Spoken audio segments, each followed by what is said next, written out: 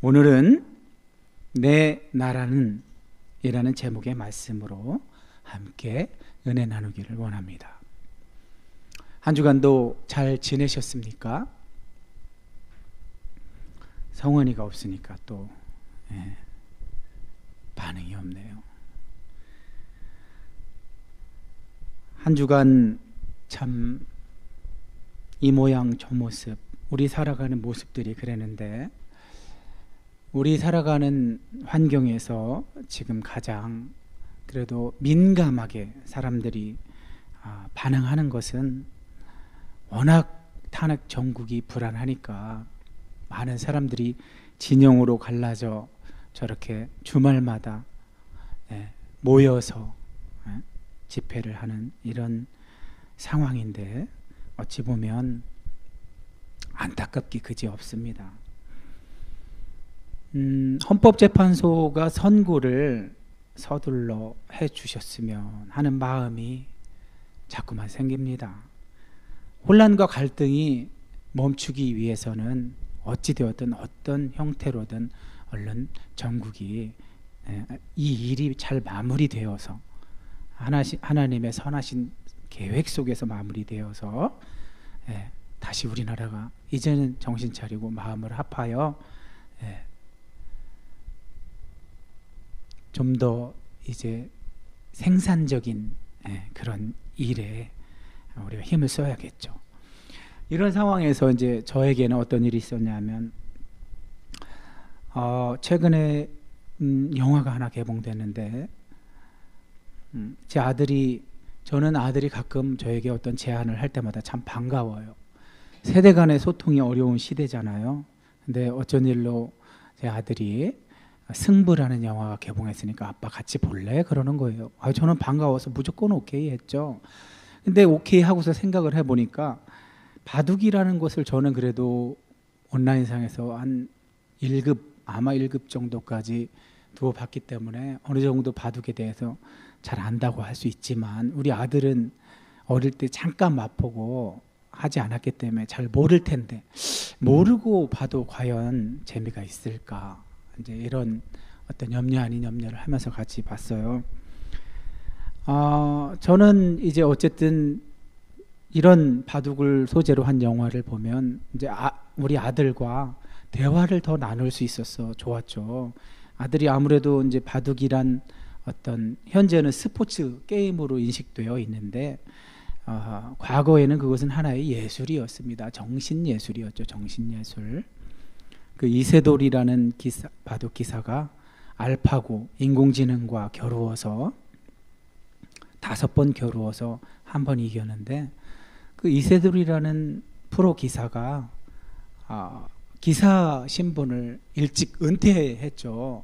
아마 그 배경에는 이제 인공지능이 나오면서 바둑의 어떤 예술성은 사라지고 뭔가 이제 철저한 계산, 그런 것에 의해서 승부가 갈리는 이런 것에 대한 아쉬움이나 안타까움 같은 게 있었다고 생각합니다. 어쨌든 저는 아들과 함께 이제 영화를 보고 나오면서 둘 다 공통적으로 느낀 감정은 이병헌이란 연기자가 연기를 참 잘한다는 것이었습니다. 그리고 유아인이라는 또 다른 주인공이, 이병헌이라는 사람은 제1회 응시배 세계 바둑 대회에서 올림픽처럼 4년에 한 번 열리는 대회에서 우리나라 바둑의 변방이라고 그 당시에 불렸던, 그래서 시드를 조훈현이라는 한 사람밖에 안 줬어요. 중국이나 일본은 꽤 많은 사람들이 참석했지만 우리나라는 조훈현이라는 한 사람이 참석을 했는데, 한 사람이 참석해서 우승까지 한 거예요. 엄청난 일이었죠. 그래서 89년도인가 그때 귀국했을 때 막 카 퍼레이드도 하고 그랬습니다. 국위선양을 했다는 거죠. 그리고 그때 이제 대만의 잉창지 그 대회를 만든 사람이 그 당시에 스포츠에 인기 있었던 스포츠, 뭐 프로 골프, 프로 테니스의 우승에 버금가는 상금을 제정을 했어요. 지금이야 그 돈이 큰 돈이 아니지만 그때만 해도 강남의 아파트 서너 채는, 뭐 30평 아파트 서너 채는 살 수 있는 그런 정도의 상금 규모였다고 합니다. 개인에게나 국가에게 엄청난 소득이었죠. 어찌되었든 저는 하나 참 인상적이었던 건 뭐냐면 바둑을 모르는 이병헌이나 유아인이 어떻게 저렇게 실제 바둑 선수처럼 연기할 수 있을까? 너무너무 연기를 잘해서 진짜 바둑을 알고 또 잘 두는 사람이라고 착각할 정도로 정말 연기를 잘했습니다. 조훈현 역할을 했던 이병헌이야, 조훈현이라는 캐릭터가 워낙 활동적이고 뭐랄까 그의 액션이 흉내내기에 어렵지 않은 그런 큰 액션이에요. 커다란 액션, 뚜렷한 커다란 액션이어서 할 수 있었다지만 이창호란 사람은 거의 돌부처예요. 별명이 돌부처. 표정 변화도 잘 없고 포커 페이스라고 하죠. 어찌 보면 바둑이나 이런 포커판에서 유리한 캐릭터죠. 그 대신 연기하기는 얼마나 어렵겠어요. 변화가 없으니. 근데 유아인이란 배우가 얼마나 그 연기를 참 잘하던지 정말 주인공 두 사람에게 놀랐는데 저는 한 가지 더 놀랐습니다. 더 깊이 생각하게 된 건 뭐냐면 몰라도 그것에 대해서 바둑을 경험하지 못했어도 바둑 승부의 세계를 직접 경험하지 못했어도 저 승부의 세계를 연기할 수 있구나 그것에 놀랐습니다. 제가 이 말씀을 드리면서 시작하는 이유는 오늘 우리가 읽은 성경 본문에 등장하는 뚜렷하게 대조되는 예수님을 고발해서 로마의 법정에 고발해서 죽이려고 하는 그 유대인들과 또 아무 죄도 찾지 못해서 그냥 자기가 책임지기 싫어서 쓸데없는 책임지기 싫어서 외면하려는 로마 총독 그리고 실제 아무 잘못이 없으신데 고발당한 예수님 이런 아주 대조되는 세 캐릭터와 그 이병헌 유아인이 연기했던 그 승부를 보고 난 감회 이런 것이 겹쳐서 이렇게 오버랩이 됐습니다. 예수님은 연기가 필요 없으신 분이었는데 예수님은 하늘에 계실 때나 이 땅에 계실 때나 너무 자연스러우셨어요. 연기가 필요 없어요. 그냥 사시면 돼요. 그래서 연기가 필요 없다 보니 편견이나 선입관 같은 것도 없어요.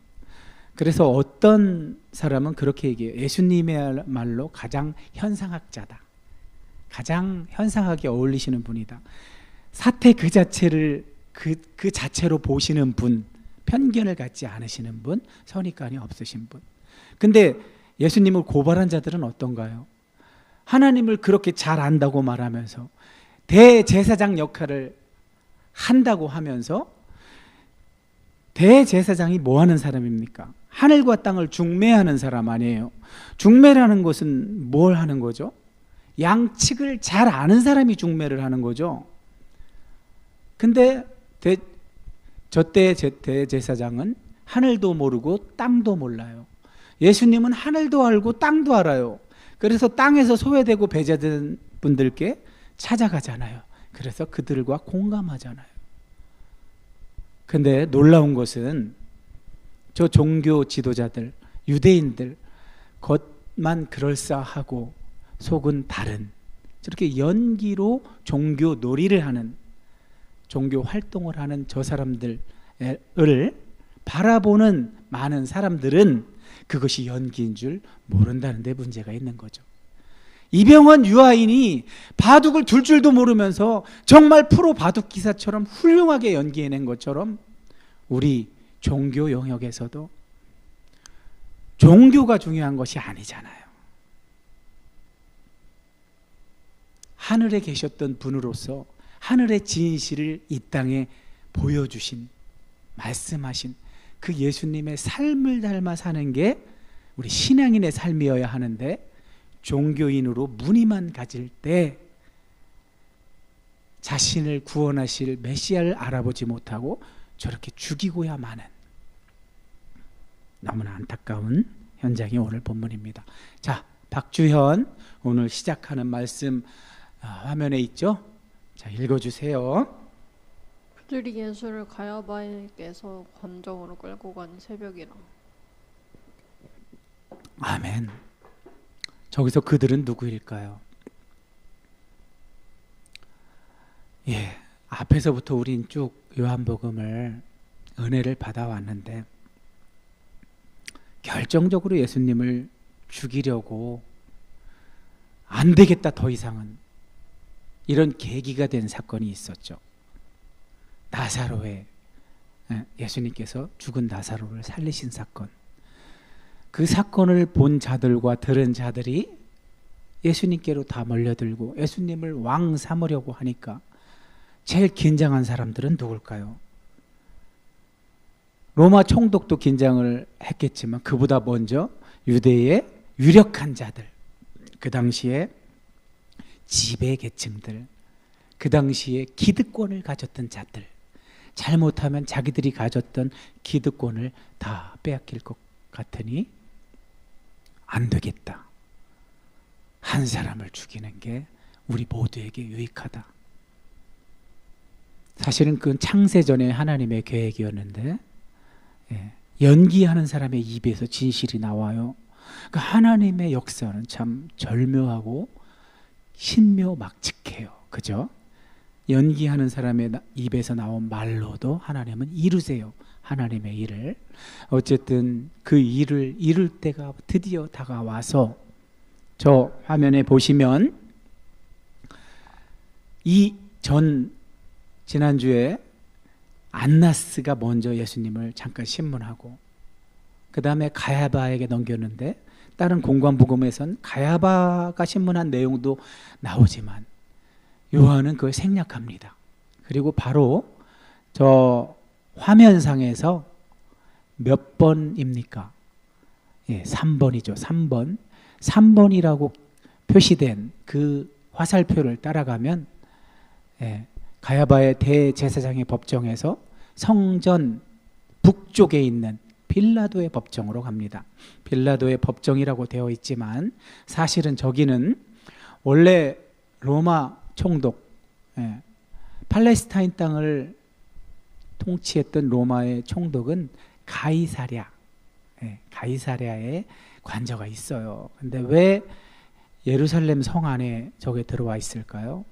예루살렘은 아주 상징적인 도시라서 명절만 되면 사람들이 많이 모여요. 거기서 사건 사고가 생기면 안 되기 때문에 저렇게 성전 안에도 안토니아 요새라고 해서 요새를 지어놓고 거기서 임시 관저를 두었다가 총독의 관저를 두었다가 거기서 저렇게 재판도 필요하면 하고 또 예수님 체포하러 갈 때 병사를 빌려주잖아요. 병사들을 소집해서 파송하는 그런 일도 합니다. 그래서 지금 3번 화살표를 따라가면 성전 북쪽에 빌라도의 법정에서 일어나고 있는 일을 오늘 요한이 이야기하고 있는 겁니다. 자, 근데 관정이라고 표현된 곳이 저 빌라도의 법정이죠. 그러니까. 근데 시간이 새벽이래요. 요 전에 베드로가 3번 부인하고 닭이 울었다고 했잖아요. 그쪽에도 새벽에 닭이 우나 봅니다. 우리도 새벽 닭이 울죠. 참 저 유대인들 얼마나 빨리 예수님을 죽이고 싶었으면 저 새벽에 예수님을 끌고 갈까요? 지네가 죽이지도 않고 저렇게 로마의 힘을 빌려서 죽이려고 총독을 찾아갑니다. 그런데 그들이 더럽히지 않고 유월절 잔치를 먹고자 했답니다. 그래서 관정에 들어갈 수가 없었답니다. 자, 저게 무슨 말일까요? 유월절 음식. 공관복음에서는 벌써 유월절 음식을 먹은 걸로 나타나는데 요한은 시간을 다르게 지금 이야기하고 있어요. 최후의 만찬이 유월절 음식 먹는 그런 시간인데 공관복음에서는 14일 날 유월절 준비일 날 최후의 만찬을 먹고 15일 날 로 넘어가면서 유월절을 지내고 무교절 7일 동안 유월절 날 양고기, 이 양고기를 구워 먹고 또 쓴나물 이런 것들을 일주일 동안 먹으면서 이집트에 압제를 당했던 시절을 기억하게 했잖아요. 그런데 요한은 지금 저런 유대인들이 더럽혀지지 않기, 더럽혀지지 않고 유월절 잔치를 먹는다고 하는 거 보니까 아직 먹지 않은 거예요. 그러니까 14일, 14일인 거예요. 지금 14일. 하루 차이가 나네요. 왜 그랬을까? 자, 한번 우리가 쭉 따라가 보면 아마 그러한 이유를 발견하게 될 겁니다. 자, 그들이 안 들어오니까 누가? 로마 총독이 나옵니다. 아까 여기 빌라도의 법정이라고 돼 있잖아요. 저 안에 들어가지 않아요. 왜? 이방인이 있는 곳, 이방인의 집이나 저런 데 들어가면 더럽혀진다고 생각을 했기 때문에 유대인들은 그래서 안 들어간 거예요. 그랬더니 자, 원고가 들어와야 재판을 할 거 아닙니까? 원고는 안 들어오고 피고만 지금 법정에 있어요. 그러니 어떻게 해요? 질문을 해야 되는데, 그러니까 재판장 역할을 하고 있는 빌라도가 밖으로 나와서 지금 물어보는 상황이에요. 너희가 대체 무슨 일로 이 사람을 고발하는 거냐? 그랬더니 유대인들이 한다는 소리가 이 사람이 악을 행했기 때문입니다. 만약에 이 사람이 악을 행하지 않았으면 왜 당신에게 넘겼겠습니까? 이게 무슨 뜬금없는 저기 무슨 소리예요? 죄의 명을 얘기해야지. 뭐 로마법을 어겼다든지 그렇게 그런 죄명을 얘기해야 되는데 죄명은 얘기하지 않고 이 사람은 악을 행한 사람입니다. 공관복음과 달라요. 공관복음에는 뭐 밀란을 일으켰다. 그러니까 예수님이 인기를 끈 거를 가지고 군중을 선동했다. 막 이렇게 하면서 왕이 되려고 했다. 막 이렇게 이런 식으로 죄명을 얘기하는데 요한은 그걸 생략하고 있어요. 뭔가 저거보다 더 중요한 게 있었나 보죠. 자, 재판장의 입장에 있었던 로마 총독 빌라도는 로마는 그 당시에 공화국이었어요. 공화국. 공화국에서 이제 황제, 제정으로 넘어가는 단계에 있었는데 아직도 원로원이 존재하고, 그러니까 그리스 때에는 직접 민주 정치를 했죠. 그러나 이제 로마로 넘어오면서는 현대 사회가 하는 것처럼 간접 민주 정치를 했단 말이에요. 간접 민주 정치. 그 간접이라는 건 뭐예요? 대의제. 전 국민이 참여하기는 힘드니까 대통령 뽑을 때만 전 국민이 투표로 하고, 이런 입법, 사법, 행정에 대통령이 사람들을 임명해서 쓰게 하고 입법부는 국민들이 다시 투표를 해서 자신들 국민 일일이 다 참석하면 시간도 걸리고 비용도 많이 소요되니까 대표를 선임해서 그들이 대신 역할을 하게 하는 게 대의민주주의죠. 로마는 그런 걸 시행했었던 때니까 죄가 없이 사람을 어떻게 죽일 수도 없어요. 재판을 통해서 죄를 발견해야만 선고를 내릴 수가 있었단 말이에요. 그러니 빌라도 총독으로서는 저렇게 반응하는 게 맞죠?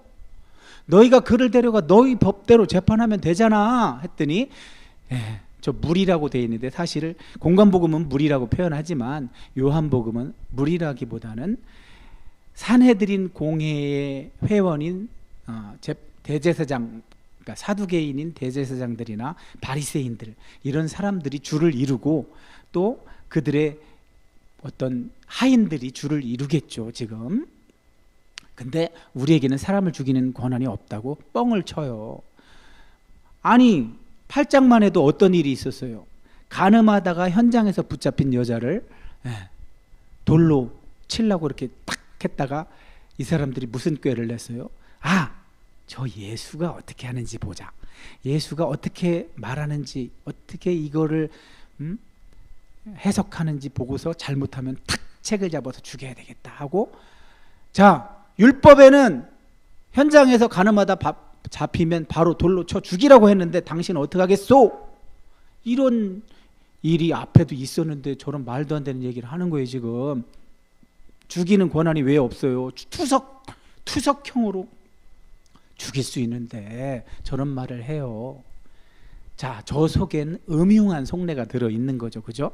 자신들이 예수를 죽인 것에 대한 책임을 면하기 위한 아주 얄팍한 속내가 들어있는 거죠. 로마의 권력을 이용해서 죽이고 싶은 그런 속내가 들어있는 거죠. 그런데 성경은 뭐라고 해요? 이렇게 해서 예수께서 자기가 어떠한 죽음으로 죽을 것인가를 암시하여 주신 말씀이 이루어졌다고 나오죠. 자, 저 말씀이 뭘까요? 예수님은 12장에서 말씀하시잖아요. 표적을 중심으로 7개의 표적을 중심으로 이제 마무리하면서 13장서부터는 제자들을 위로하고 이제 십자가에 돌아가시기 직전에 하셨던 많은 말씀들이 있었는데 표적을 마무리하면서 이런 말씀을 하시죠. 내 때가 왔다고 말씀하시면서 내가 땅에서 들리면 모든 사람을 내게로 이끌겠노라. 그 말씀이죠. 땅에서 들린다는 말이 무슨 뜻이죠? 십자가에 돌아가시면. 그 말은 또 다른 의미를 가지고 있죠. 부활해서 승천하시면 하늘로, 그러면 인류를 하늘나라로 이끌겠다는 그 말씀이 이루어졌다는 걸 요한은 지금 이렇게 이야기하고 있는 거죠. 자, 빌라도가 바빠요. 바빠. 지금 유대인들 상대했다가 밖에 나와서 상대했다가 다시 들어가서 또 예수님 원고와 피고를 상대하기 위해서 들어왔다 나갔다 들어왔다 나갔다. 참 재판장이 저렇게 하고 있습니다. 지금 아주 아이러니한 상황이죠. 실제 재판장은 누구예요? 박주연? 실제 인류의 재판장은 누구야? 창조 세계의 재판장은 누구야? 예수님이잖아. 실제 예수님은 아무 말씀도 안 하시고 법정 안에서 피고로 오히려 계신데 가짜 재판장들은 원고들, 연기하는 원고를 상대로 지금 죄 없으신 분을 어떻게든 죄를 물어서 처벌하려고, 그것도 가장 극형인 십자가로 처벌하려고 저 짓을 하고 있어요. 이제 유대인들하고 대화하다가 도저히 답이 안 나오니까 빌라도가 다시 물어봐요. 예수님한테. 왜? 어찌되었든 죄가 있어야 처벌을 할 수 있으니까요. 죄를 찾아내기 위해서 물어봐요. 지금 너 유대인의 왕이야? 하고 예수님한테 물어봐요. 그러니까 예수님이 이렇게 물어봐요. 그거 너가 뭘 알고 하는 말이야? 아니면 다른 사람이 너한테 알려준 거야? 예수님은 봐봐요. 저 질문만 봐도 예수님은 그냥 말이 곧 삶이고 삶이 곧 말이에요. 그냥 뭘 꾸며낼 필요가 없어요. 생각나는 대로 말하면 돼요. 예수님은 연기할 필요가 없어요. 남들한테 어떻게 보일까 하여 연기할 필요가 없어요. 그냥 자연스러워요. 예수님은 그거 네가 뭘 알아서 하는 말이야? 아니면 누구한테 들은 말이야? 진짜 궁금하니까 저렇게 물어봤겠죠. 왜? 네가 정말 들었다면 너 대단한 녀석이야. 날 알아본 거니까. 그런데 그럴 리는 없겠죠. 그죠? 봐봐요. 그럴 리가 없다는 거 어떻게 알아요? 하는 말만 들어도 알 수 있죠. 내가 유대인이냐? 널 어떻게 알아? 지금 빌라도는 세상 권력을 잡은 자로서 자신과 유대인을 갈라놔요. 말투에서 벌써 너, 나, 너는 너고 나는 나야. 너는 하찮은 유대민족이야. 근데 나를 하찮은 유대민족을 내가 어떻게 알아? 네 하찮은 민족의 제사장들과 백성들이 너를 나한테 넘긴 거야. 그러니까 말 좀 해봐. 뭘 어떻게 한 거야 대체? 지금 이렇게 묻고 있는 거예요. 그러니까 아까 예수님은 순수하게 물어봤는데 벌써 말만 하는 것만 봐도 아이고 혹시나 이 사람도 나를 알아볼까 했는데 역시나 알아볼 턱이 없어요. 그러자 예수님이 진실을 말해요. 오늘 말씀의 가장 핵심, 너무나 중요한 핵심을 말씀하세요. 자, 하나님의 나라는 주로 마태와 누가가 가장 많이 이야기하죠. 마태는 천국이라는 말로 바꾸죠. 유대인들은 하나님의 이름을 함부로 부르지 않기 위해서 하늘나라로 바꿔요. 누가는 하나님의 나라로 그냥 말하죠. 왜? 보편적인 이방인도 다 들으라고 자신이 썼으니까. 근데 예수님은 이제 요한복음에선 저 앞에 3장에서 밖에 안 나와요. 하나님의 나라가. 하나님의 나라를 보려면 어떻게 해야 돼요? 거듭나야만 볼 수 있어요. 이게 무슨 뜻이에요? 연합되지 않으면, 삼위일체 하나님께 연합되지 않으면 하나님 나라를 볼 수 없다는 거예요. 근데 그 뒤에 또 말씀하시죠. 물과 성령으로 나지 않으면 하나님 나라에 들어갈 수 없다. 그게 무슨 뜻일까요? 물은 죽음을 상징하죠. 출애굽한 백성이 홍해를 건넜다는 건 물에 잠겨서 옛사람이 죽은 거죠. 마른 땅을 건너서 창조의 이미지죠. 창세기 2장에 이렇게 호호 불어서 아파르 아담아, 땅의 티끌 밖에 안 되는 존재지만 하나님의 숨이 불어넣어지자 생명이 된 것처럼 출애굽한 백성도 그렇게 재창조해 주신 건데, 자, 근데 그 하나님의 나라, 예수님이 붙잡혀 가시기 전에 동산으로 간 것도 무슨 이미지라고 그랬어요? 왜 감람산 혹은 겟세마네 라고 말씀 안 하시고 동산이라고 했다고요? 그 첫 창조 때의 동산을 떠올리라고. 내가 너희를 새 창조하는 거란다. 지금 부활하셔서 숨 불어넣어 주실 때도 새 창조의 이미지죠. 첫 창조에 하나님이 숨을 불어넣으셨던 것처럼, 이처럼 하나님의 나라는 이 땅으로부터 나올 수가 없는 나라예요. 저 속한 것이라고 했는데 저건 헬라어 에크라는 전치사, 에크는 로부터예요. from. 히브리어로 바꿔도 민이에요. 민. 왜가 아니에요. 왜. 근데 우리나라로 번역을 해놓으면 왜, 영어로 인, 그리스 헬라어로 n인 것처럼 되어 있는데, 이해하기 좋으려면 내 나라는 이 세상으로부터 오는 것이 아니야, 그 말씀이에요. 내 나라가 이 세상으로부터 오는 거였다면, 야, 저 체포될 때 그때 벌써 내 종들이 싸워서 나를 유대인들한테 체포되지도 않게 했을 거란 말이야. 이제 내 나라는 여기에 속한 것이 아니야. 저기서 속한다는 것은 또 속한이라고 썼는데, 이렇게 번역은 참 조심스러워요. 여기에 있지 않아. 비동사가 쓰인 거예요. 비동사. 그러니까 헬라어로 얘기하면 에이미 동사가 쓰여서 내 나라는 여기에 없어. 내 나라는, 저건 장소 개념이 아니라 어떤 영적인 개념이죠. 하늘나라라는 장소 개념이 아니라 영적인 어떤 곳이 있는데 하나님의 통치가 이루어지는 곳, 거기지 여기가 아니야. 저 얘기는 이 땅에 하나님의 통치가 없다는 얘기가 아니에요.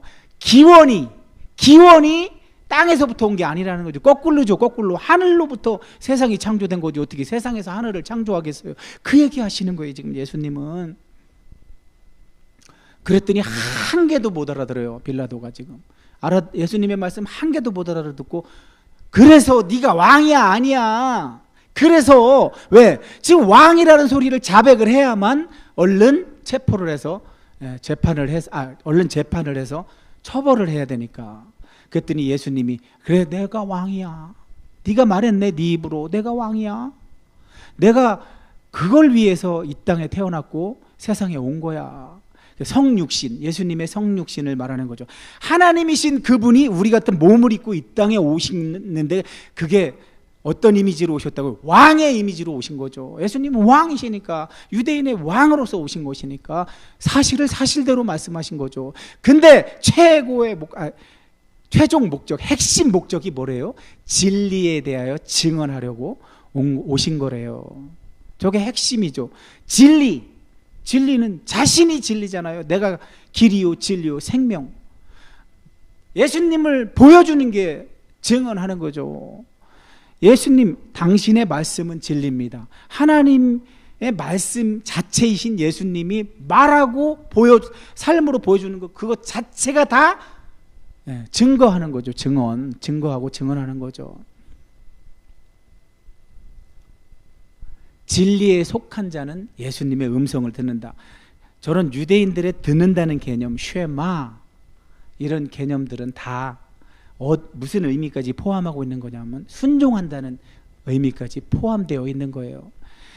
내 음성을 듣는 자는 다 진리, 저기도 속한도 에크가 쓰여져서 진리로부터 기원한 자야. 그 얘기는 뭐예요? 창세 이전에 다 구원 계획에 들어있다는 거예요, 지금. 근데 아직 연합되어 있지 않은 자는 들을 수가 없죠. 빌라도는 들을 수조차 없죠. 그러니까 물어봐요. 진리가 무엇이냐? 음성 못 듣는지 금방 탄로나잖아요. 금방까지 예수님이 설명을 자세하게 해줬는데도 물어보잖아요. 진리가 뭔데 대체? 그러니까 예수님을 알아보지도 못하고 예수님의 말씀을 알아듣지도 못한다는 게 금방 드러나고 있는 거예요. 근데 저거는 누구도 똑같았어요? 제자들도 똑같았죠. 물과 성령으로 거듭나서 그리스도와 연합된 자만이 저 음성을 알아듣고 실천할 수 있는 거죠. 자, 오늘 말씀은 빌라도가 이제 하다 예수님에게서 죄를 못 찾다가 드디어 왕으로 고백하는 걸 듣고 나서 이제 하나의 어떤 꼬투리는 가지고 있었어요. 죽일 수 있는 어떤 실마리는 얻었는데, 왜? 그 당시에 왕은 누구예요? 로마가 허락한 분봉왕들, 총독이 제일 많이 차지해서 다스리고 나머지 영토들은 헤롯이나 헤롯의 아들들 이렇게 분봉 나눠주었죠. 통치하도록 임시로 허락을 한 거죠, 식민지에. 근데 거기에 예수님은 속하지 않았는데 자기가 왕이라고 했으니까 저쪽 받는 거죠, 법에. 그랬는데 이제 지금 빌라도가 유대인들한테 와서 떠보는 거예요. 다시 나와서, 야, 나는 도대체가 그 사람한테서 아무 죄도 발견을 못했어.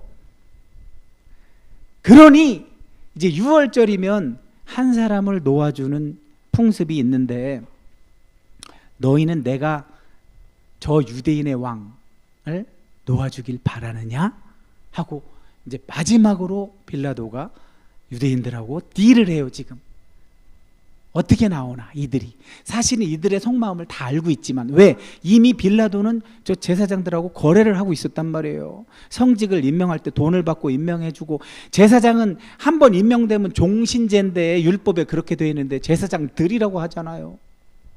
그러니까 이미 성직이 매매되고 있었고, 성전을 이용해서 돈을 버는 성물 매매가 있었고, 완전 타락한 세상이었죠. 그러니 저들은 다 하나님이 그걸 좋아하시겠냐고요. 그러니까 예수님이 화를 내잖아요. 성전을 청결하게 하시면서 화를 내시잖아요. 내 집은 만민이 기도하는 집인데 너희가 광도의 구려를 만들어놨다고. 이 연기자들이 지금 로마 총독 꼬셔갖고 진짜 재판장이신 대제사장이신 예수님을 죽이려고 저렇게, 저걸 드라마로 만들어도 참 재밌겠죠. 자, 근데 보세요, 유대인들의 반응을. 호산나 호산나, 이제 우리를 구원하소서 외칠 때는 언제고, 이 사람이 아니라 바라바를 놔줘라. 바라바. 요한이 바라바가 누군지 얘기해줘요. 강도였대요. 강도. 자, 여기 보세요.